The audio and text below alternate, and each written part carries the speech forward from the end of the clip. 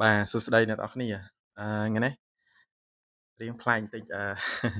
ហ្នឹងហើយចង់មកនិយាយបន្តិចតាក់ទងទៅនឹងadmin ឃើញគ្នាយើងម្នាក់គាត់ comment សួរគួរឲ្យចាប់អារម្មណ៍ដែរហើយ admin ក៏ចង់ធ្វើការបកស្រាយឲ្យគ្នាយើងងាយស្រួលយល់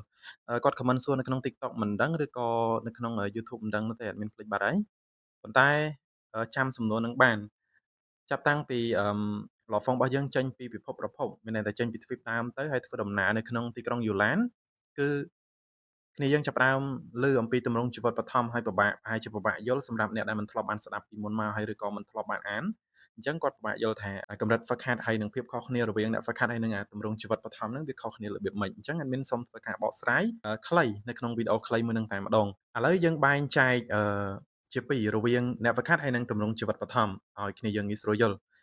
អ្នកហ្វឹកហាត់គឺយើងបានដឹងហើយថារាប់ចាប់តាំងពីកម្រិតសិស្សអីមករហូតដល់កម្រិតអមតៈហើយនឹងកម្រិតព្រះពិតកម្រិតព្រះពិតលំហទទេរហូតដល់កម្រិតស្ដេចព្រះអីទៀតចឹងទៅបច្ចុប្បន្នគឺសាច់រឿងរបស់យើងគេលែងទៅដល់កម្រិតព្រះអាទិរាជដែល Lover របស់យើងកំពុងតែបំបែកនៅមាគ៌ារបស់គាត់ហើយចំពោះទម្រង់ជីវិតបឋមកម្រិតរបស់ពួកវាណាដំបូងហ្នឹងគឺវាជាប្រភេទទម្រង់ជីវិតបឋមកម្រិតទាបហើយនឹងទម្រង់ជីវិតបឋមកម្រិតខ្ពស់បន្តមកទៀតគឺជាទម្រង់ជីវិតបឋមកម្រិតពិភពលោកនិងលើសពីនឹងទៀតគឺជាកម្រិតមួយដែលគេហៅថាបុព្វបុរសដើមឥឡូវយើងនិយាយអំពីការប្រៀបធៀបហើយនឹងភាពខុសគ្នាជាដំបូងយើងទៅដឹងអំពីអំណាចពីកំណើតសម្រាប់អ្នកហ្វឹកហាត់ដូចជាឡហ្វុងយើងហ្នឹងជាមនុស្សយើងហ្នឹងគឺថាកើតមកជាមួយនឹងរាងកាយធម្មតាអ្នកខ្លះក៏ទន់ខ្សោយអ្នកខ្លះក៏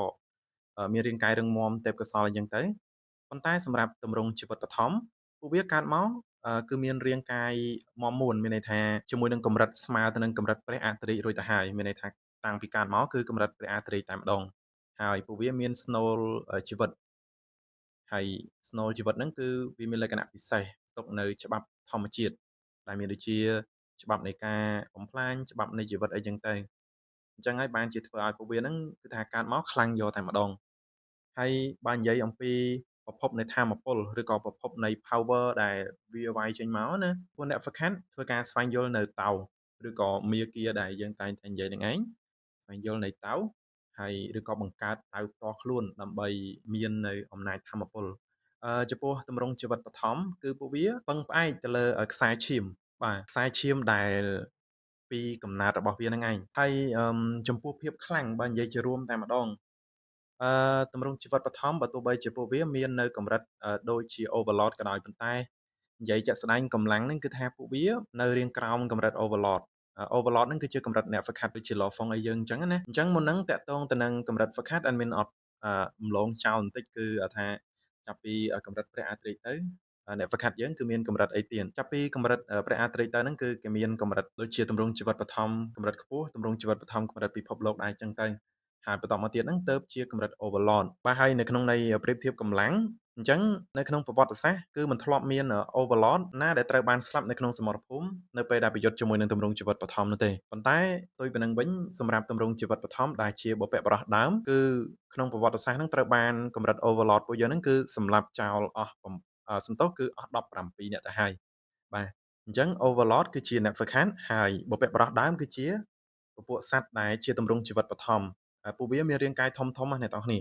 ពេលខ្លះទៅកើតមកហ្នឹងគឺរាងកាយធំជាងទ្វីបដើមទៀតបន្តទៅទៀតយើងនិយាយអំពីសមត្ថភាពពិសេស